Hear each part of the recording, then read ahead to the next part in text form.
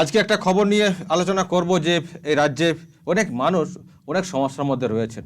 ভবিষ্যৎ নিয়ে যারা প্ল্যান করেন, চাকরি বাকরি পরীক্ষা দেন বা দিয়েছেন, তারাও বিরাট সমস্যায়, কারণ চাকরির নিয়োগটাই হচ্ছে না। যতই রাজ্যের মুখ্যমন্ত্রী মমতা বন্দ্যোপাধ্যায় বলেন যে আমরা বেকার সমস্যা দূর করে দিয়েছি, কিন্তু আদতে সেটা শুধুই কথার কথা। কারণ অনেক মানুষ, অনেক যুবক যুবতী যারা পরীক্ষা দিয়েছেন, মেরিট লিস্টে রয়েছেন, কোনো কোনো সিস্টেমে আবার অনেকে ওয়েটিং লিস্টে রয়েছেন, চাকরিটা হচ্ছে না। আজকে একটা বিষয় নিয়ে আলোচনা করব, যারা ইতিমধ্যেই মুভমেন্টও করেছেন, যেটা হচ্ছে আপার প্রাইমারিতে যে শিক্ষক যে নিয়োগ, সেই চাকরি পরীক্ষায় যারা মেরিট লিস্টে রয়েছেন, প্রায় 7 বছর ধরে তারা অপেক্ষা করছেন, তার নিয়োগ প্রক্রিয়া আজ পর্যন্ত শুরু হলো না। এখন কোর্ট কেস হয়েছে, সেই কেস তো কেসের মতোই চলছে। আর 5টা যেন সেই জমি জায়গার কেস চলে, দীর্ঘদিন ধরে চলছে। এটা করলে তো হয় না, কারণ বয়স বাড়ছে। 7 বছর আগে যারা মেরিট লিস্টে তাদের নাম উঠেছে, 7টা বছর তাদের নষ্ট হয়ে গেল।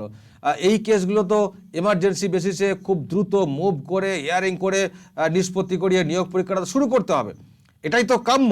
সরকারের কাছে তো এটাই আশা, প্রত্যাশা নবপ্রজন্মের।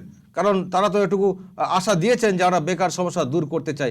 তাহলে এত মন্থর গতি কেন? 7 বছর হয়ে গেল মেরিট লিস্ট আপার প্রাইমারির, আজ পর্যন্ত নিয়োগ প্রক্রিয়া শুরু হবে না। আমরা প্রথমে কয়েকজনের কথা আপনাদেরকে আমরা শোনাবো, যারা সত্যিই খুব বলা যায় কি কষ্টের মধ্যে রয়েছেন এই মুহূর্তে। তাদের বক্তব্য আমরা শোনাবো, তারপর আমরা আলোচনায় ফিরব।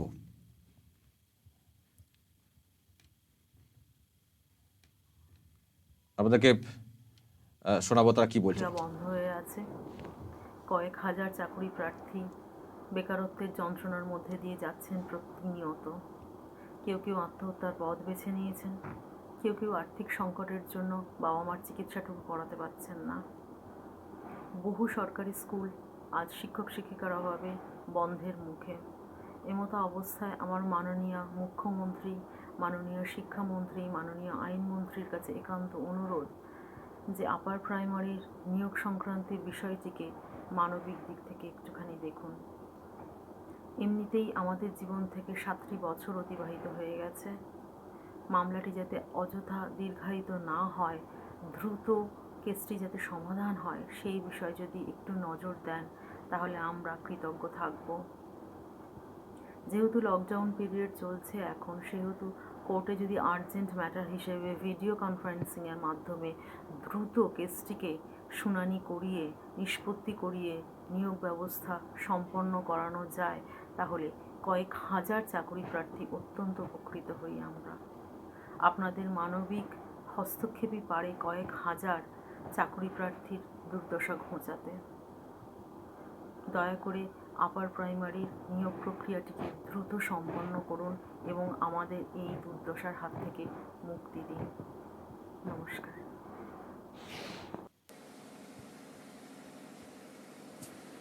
নমস্কার, আমি একজন আপার প্রাইমারি ক্যান্ডিডেট। দীর্ঘ 7 বছর ধরে আমরা অমানসিক যন্ত্রণার মধ্যে পড়ে আছি। তাই মাননীয় মুখ্যমন্ত্রী মহাশয়া, শিক্ষামন্ত্রী মহাশয় ও আইনমন্ত্রী মহাশয়ের কাছে আমার ও আমার পরিবারের পক্ষ থেকে একটা অনুরোধ যে আপনারা দ্রুত এই কেস মিটিয়ে আমাদের নিয়োগের ব্যবস্থা করে দিন। আপনারা চাইলে সবই সম্ভব। আর এই লকডাউন পরিস্থিতিতে যদি ভিডিও কনফারেন্সের সাহায্যে এই মামলার শুনানি সম্ভব হয়, সেটার ব্যবস্থা একটু করবেন। কারণ আমরা এই দীর্ঘ 7 বছর একটা যন্ত্রণার মধ্যে দিয়ে আছি, যেটা হয়তো ভাষায় প্রকাশ করা যাবে না, যেটা করোনার থেকেও ভয়াবহ। তাই আপনাদের কাছে আমার বিনীত অনুরোধ, আপনারা দয়া করে এর নিয়োগের ব্যবস্থা করুন। এতে আমি আর আমার পরিবার যাতে সুস্থভাবে বেঁচে থাকতে পারি, এটাই আপনাদের কাছে আমার বিশেষ অনুরোধ। একটু আমাদের জন্য একটু দেখুন। আপনারা চাইলেই সব সম্ভব। আপনারা যদি একটু চেষ্টা করেন তাহলেই হয়তো আমি এবং আমার পরিবার এই যন্ত্রণার হাত থেকে মুক্তি পাবো, নচেত হয়তো পাবো না। নমস্কার, আমি জাকিয়া পারভিন, একজন upper primary merit listed candidate. Upper primary পরীক্ষা হয় 2015 সালে। রেজাল্ট প্রকাশিত হয় 2016 সালে। 2019 সালের সেপ্টেম্বর মাসে আপার প্রাইমারির মেরিট লিস্ট প্রকাশিত হয়। তারপর থেকে আজ পর্যন্ত কোনো রিক্রুটমেন্ট প্রসেস এগোয়নি। দীর্ঘ 7 বছর ধরে আপার প্রাইমারি মেরিট লিস্টেড হয়েও নিয়োগ না পেয়ে আমরা তীব্র যন্ত্রণায় তিলে তিলে শেষ হয়ে যাচ্ছি। মাননীয় মুখ্যমন্ত্রী, মাননীয় শিক্ষামন্ত্রীর কাছে আমার অনুরোধ, 9597 কেসটিকে দ্রুত ভিডিও কনফারেন্সের মাধ্যমে শুনানির ব্যবস্থা করে যাবতীয় আইনি জটিলতার সমাধান করে আমাদের নিয়োগ দিন দ্রুত। দীর্ঘ 7 বছরের যন্ত্রণা থেকে দয়া করে আমাদের মুক্তি দিন। ধন্যবাদ।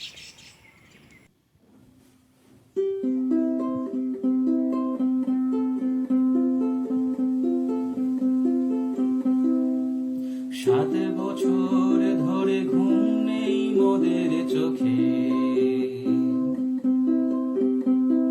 সরকার বাবু তোমরা আর ঘুমোবে কতদিন?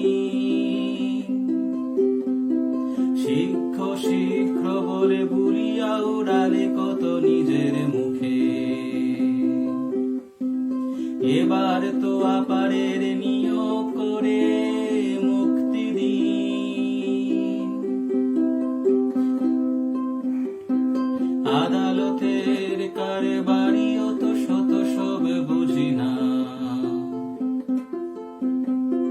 পড়াশোনাটা করেছি নিজের বিষয়ে, আইন নিয়ে না। একটা একটা দিন যেন বছরের মতো কেটে যায়, আমাদের ঠিক যে কোনটা ভুল বুঝি না।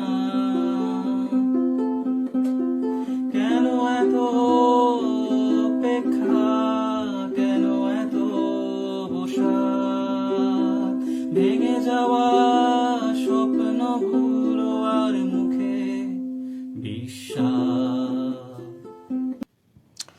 শুনলেন, আমরা কয়েকজনের কথা আপনাদেরকে শোনালাম এবং তার সঙ্গে একেবারে প্রতিবাদও শুরু হয়েছে বিভিন্ন আঙ্গিকে গান গেয়ে। এই ধরনের একটা নীরব প্রতিবাদ যে 7টা বছর অপেক্ষা মেরিট লিস্টে থেকে এই গভর্নমেন্ট চলছে প্রায় 9-10 বছর, তার 7টা বছর মানে এই গভর্নমেন্টকে যখন এসেছিল 11 সালে, তারপরেই যুবক যুবতীরা তারা স্বপ্ন দেখতে শুরু করেছিল যে আমরা হয়তো খুব দ্রুত নিজেদের পায়ে দাঁড়াতে পারবো। পরীক্ষা শুরু হয়, নিয়োগ পরীক্ষা শুরু হয় প্রায় পরিবর্তন আসার পর থেকে। তারপরে এতগুলো বছর কেটে গেল, এখনও তাদের সেই স্বপ্নটা পূরণ হলো না। রাজ্যের মুখ্যমন্ত্রী মমতা বন্দ্যোপাধ্যায় বরাবর দাবি করে আসছেন আমি বেকার সমস্যা দূর করব, কিন্তু কোথায় দূর হচ্ছে? একটা কেস, এরকম একটা সিরিয়াস ম্যাটার যেখানে লাইফের একটা বয়সটা একটা বড় ফ্যাক্টর, চাকরির ব্যাপার, সেখানে এই কেস দ্রুত নিষ্পত্তি করা হবে না? আর্জেন্ট ম্যাটার হিসেবে ভিডিও কনফারেন্সে অনেক কেস যখন চলছে, এটা কেন করা হবে না? এই অ্যাপিলটা, এই আবেদনটা কি আদৌ করা হয়েছে সরকারিভাবে হাইকোর্ট মানে কোর্টের কাছে? কোর্টের কেস থাকবেই, তার মানে এই প্রতিটা মানুষের জীবন যেখানে জড়িত সেখানে কেন এটাকে গুরুত্ব দেওয়া হবে না? এই প্রশ্ন কিন্তু তুলছেন এই যারা মেরিট লিস্টে রয়েছেন, তারাই কিন্তু এই প্রশ্নটা তুলছেন, ডাইরেক্ট বলছেন, কেউ গানের মাধ্যমে বিভিন্ন রকমভাবে তারা করছেন এবং মুভমেন্টও তারা কিন্তু অলরেডি করেছেন। আমরা এ নিয়ে আরও কথা বলবো। আমার সঙ্গে এই মুহূর্তে রয়েছেন মুর্শিদাবাদ থেকে এই যারা মঞ্চ তারা তৈরি করেছেন, যারা প্রতিবাদ করছেন, দাবি করছেন যে দ্রুত এই নিয়োগ প্রক্রিয়া শুরু করতে হবে, সেই মঞ্চের অন্যতম কর্মকর্তা বলা যায় দায়িত্বপ্রাপ্ত আনিসুর রহমান, তিনি একজন ক্যান্ডিডেট এই মুহূর্তে মুর্শিদাবাদ থেকে রয়েছেন। আপনাদের কি কোনো সংগঠন তৈরি হয়েছে? হ্যাঁ, আমাদের একটা সংগঠন রয়েছে, 2017 সাল থেকেই চলছে এই সংগঠনের কাজ। আপনি সেই সংগঠনের, এটা কি রাজ্যব্যাপী সংগঠন? হ্যাঁ, পশ্চিমবঙ্গ আপার প্রাইমারি চাকরি প্রার্থী মঞ্চ, তার আমি সম্পাদক। মানে কতজন আপনারা অ্যাকচুয়ালি মেরিট লিস্টে রয়েছেন? আমরা এখন মেরিট লিস্টে রয়েছি প্রায় 24,000 ক্যান্ডিডেট। আর পোস্ট কত খালি? 14,339টি। এই যে কেস চলছে বলা হচ্ছে, অ্যাকচুয়ালি কেসটা কবে থেকে চলছে? কেসটা মানে কারণটা কি, মেরিটটা কি? হ্যাঁ, এইটা বলতে গেলে প্রথমে যেটা আপার নিয়ে একটু বলা। আনিসুর রহমান মুর্শিদাবাদ থেকে ছিলেন, তাকে আমরা আবারও ডিসকানেক্ট, তাকে আমরা পাচ্ছি না। আমরা তার সঙ্গে আবারও যোগাযোগ করার চেষ্টা করব। তিনি একজন ক্যান্ডিডেট এবং যে মুভমেন্ট তারা যে তৈরি করেছেন, আমরা আবারও তাকে পেয়েছি। আনিসুর রহমান, আমি জানতে চাই আনিসুর সাহেব, যেটা হচ্ছে যে অ্যাকচুয়ালি কেসটা কি নিয়ে কেস? হ্যাঁ, সেটা বলার আগে একটু বলা উচিত, এই আপার প্রক্রিয়াটা শুরু হয়েছে 2014 সাল থেকে। 2014 সালে ফেব্রুয়ারি মাসে প্রথম ফর্ম ফিল আপ হয়।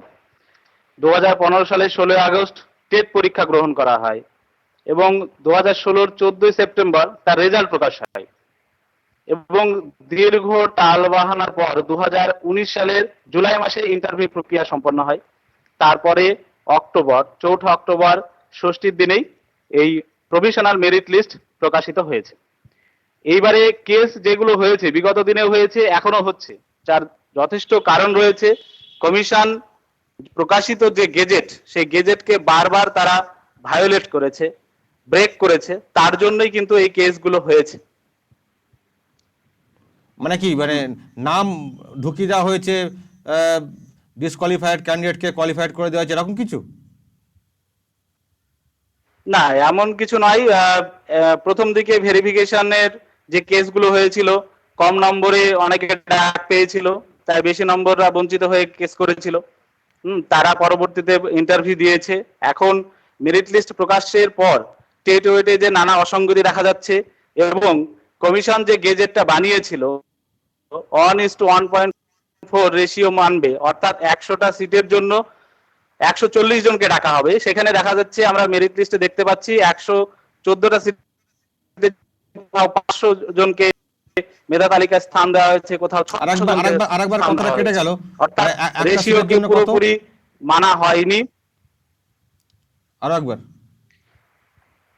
10টা সিটের জন্য 14, হ্যাঁ, 100টা সিটের জন্য 140 জনকে ডাকার কথা, এটা কমিশনের গেজেটেই বলা আছে। সেখানে 500-600 জনকে ডেকে বসে আছে। এই রেশিওকে ব্রেক করা হয়েছে। পাশাপাশি ইন্টারভিউ দিলেই তাদেরকে মেধা তালিকায় নাম দিতে হয়, সেটাও কমিশন মানেনি। অনেক ক্যান্ডিডেট এমন রয়েছে যারা ইন্টারভিউ দেওয়ার পরেও মেধা তালিকায় স্থান পায়নি। এইভাবে চলছে এই প্রক্রিয়া এখন। তো এখন এই যে মুহূর্তে মানে যেভাবে কেসটা এগোচ্ছে, গতিটা, তাতে কি মনে হচ্ছে যে কোথাও একটা গড়িমসি করছে কমিশন বা সরকার? কমিশন তথা সরকারের গড়িমসি তো 2014 থেকে 2020 আমরা দেখতেই পাচ্ছি। পাশাপাশি এই মুহূর্তে আমরা যে আন্দোলন করেছি করোনা পরিস্থিতির জন্য লকডাউনের মধ্যে, বিগত 29শে এপ্রিল এবং 27শে মে, সেখানে আমরা কমিশন, রাজ্য সরকার সকলকেই আমরা বার্তা দিতে চেয়েছি যে এই একটা নিয়োগ নিয়ে এত গড়িমসি চলতে পারে না। সেক্ষেত্রে আমাদের রাজ্যের মাননীয় শিক্ষামন্ত্রী পার্থ চ্যাটার্জি মহাশয় আমাদের জানিয়েছেন যে তাদের কাছে সমাধান সূত্র থাকলেও তারা এই মুহূর্তে নিয়োগ করতে পারছে না, যেহেতু লকডাউন চলছে এবং তার সঙ্গে কেসও রয়েছে। তো আমরা ওনার কথাকে মান্যতা দিচ্ছি। দেওয়ার পরে আমরা আবেদন জানাচ্ছি হাইকোর্টের কাছে, যে হাইকোর্টে পিটিশনারদের যারা উকিল রয়েছেন এবং সরকার পক্ষের উকিল সকলকে অনুরোধ করব যে এই নিয়োগটা এখন যেন করা হয়। কেননা দীর্ঘ 7 বছর ধরে আমরা বঞ্চিত, এতদিন ধরে একটা প্রহসন চলতে পারে না। তাই মাননীয় হাইকোর্টের কাছে আমাদের করজোড়ে আবেদন যে খুব দ্রুত যাতে এই কেসের নিষ্পত্তি করা হয়। কেননা একটা কেস নিয়ে এতদিন ধরে চলছে, মানে এটা হতে পারে না। এখানে সরকার পক্ষের সঙ্গে সঙ্গে আমরা পিটিশনার পক্ষের উকিলকেও সেই দাবিটা জানাবো যে তারা দ্রুত জানে এর কেসের সমাধানটা করেন। আনিস সাহেব, যে 7 বছরের অপেক্ষার কথাটা আপনারা বলছেন, 7 বছরটা আপনারা কি হিসেবে বলছেন? একেবারে পরীক্ষার ডেট থেকে হিসেব করছেন? কারণ মেরিট লিস্ট তো 7 বছর ধরে পড়ে নেই। না, মেরিট লিস্ট 7 বছর ধরে পড়ে নেই ঠিকই, কিন্তু 2014 সালে ফেব্রুয়ারির বিজ্ঞপ্তি, এটা একটা দেখতে হবে, 14 থেকে 2020। আর তাছাড়াও এখানে আরেকটি বিষয় উল্লেখযোগ্য, এই নিয়োগ প্রক্রিয়ার সঙ্গে 2012 সালে যারা টেট পাস পরীক্ষার্থী তারাও যুক্ত রয়েছে। তাই 2012 থেকে দেখলে দীর্ঘ 9 বছর হয়ে যাচ্ছে, আমরা তাও তো 7 বছর বলছি। ওকে, এই অর্থাৎ প্রক্রিয়ার সঙ্গে হ্যাঁ, 2012 অবশ্যই, সালে টেট মানে চাকরির পরীক্ষার্থীরাও পরীক্ষায় যুক্ত রয়েছেন। পরীক্ষা দেওয়াতে শুরু করে প্রায় 7 বছর ধরে, মানে যেদিন মানুষ পরীক্ষা দেয় তখন তো উনি আশা করেন যে আমি চাকরি একদম। পাবো, সেখান থেকে অপেক্ষা, সেই কাউন্টিং, অর্থাৎ অনেকে আবার বলছেন 9 বছরও অপেক্ষা করছেন। অবশ্যই আনিসুর রহমান সাহেব মুর্শিদাবাদ থেকে সরাসরি ছিলেন এবং তাদের যেটা দাবি যে দ্রুত নিয়োগ প্রক্রিয়া শুরু করতে হবে। কেস হয়তো চলছে, তাকে আর্জেন্ট ম্যাটার হিসেবে যেমন অন্যান্য কেসের গুরুত্ব থাকে এটাকেও দিতে হবে, কারণ এখানে এজ একটা বড় ফ্যাক্টর। কারণ একটা লিমিট পর্যন্ত চাকরি হয় এবং একটা লিমিট পর্যন্ত চাকরি করার নিয়ম, তারপর রিটায়ারমেন্ট চলে আসে। সুতরাং এজ একটা বড় ফ্যাক্টর, এক্ষেত্রে খুব সিরিয়াস হিসেবে দেখতে হবে। এবং তারা যেটা বলতে চাইছেন যে কোথাও একটা যেন মনে হচ্ছে যে একটা গড়িমসি রয়েছে সরকারি বা কমিশনে, সেখানে আরও দ্রুত যদি কাজটা করা যায়, কারণ 7 বছর 9 বছর অপেক্ষা, তাহলে পরিবর্তিত সরকার যেটা চলছে রাজ্যে, প্রায় তার আমলটাই তো কেটে গেল অপেক্ষা অপেক্ষা অপেক্ষা। তাহলে আর মুখ্যমন্ত্রী যে এত কথা বলেন বেকার সমস্যা দূর করতে আমরা খুব দ্রুত কাজ করি, এটা কি দ্রুত কাজের নমুনা? এই প্রশ্ন কিন্তু ওঠাটাই স্বাভাবিক। অসংখ্য ধন্যবাদ আনিসুর সাহেব, আপনারা এতক্ষণ সরাসরি ছিলেন এবং তাদের আমরা বক্তব্য তুলে ধরার চেষ্টা করলাম। তারা মেরিট লিস্টে রয়েছেন, এখনও কিন্তু নিয়োগ প্রক্রিয়ায় তাদেরকে ডাকা হচ্ছে না, এবং সেখানে বেশ কিছু গড়মিলের কথাও কিন্তু উঠে এলো। এবং আপনারা জানেন যে আরামবাগ টিভিও এরকম একটা গড়মিলের খবর ক্যাগ রিপোর্ট প্রকাশ করেছিল কদিন আগেই এসএসসির, এই ডব্লিউবিসি এসএসসির। সুতরাং এখানেও যে অভিযোগটা শুনলাম সেখানেও কিন্তু কম অভিযোগ বা কম গড়মিলের খবর আমরাও যেন গন্ধটা পাচ্ছি তা নয়, এখানেও কিন্তু প্রচুর গড়মিলের অভিযোগ আমাদের কিন্তু কানে আসছে। যাই হোক, আমরা চাই যে অন্তত দ্রুত নিয়োগ প্রক্রিয়া শুরু হোক, যে সমস্ত ছেলেরা, যুবক যুবতীরা তারা অপেক্ষা করে রয়েছেন তাদের একটা সুব্যবস্থা হোক। আপনারা নজর রাখুন আরামবাগ টিভিতে।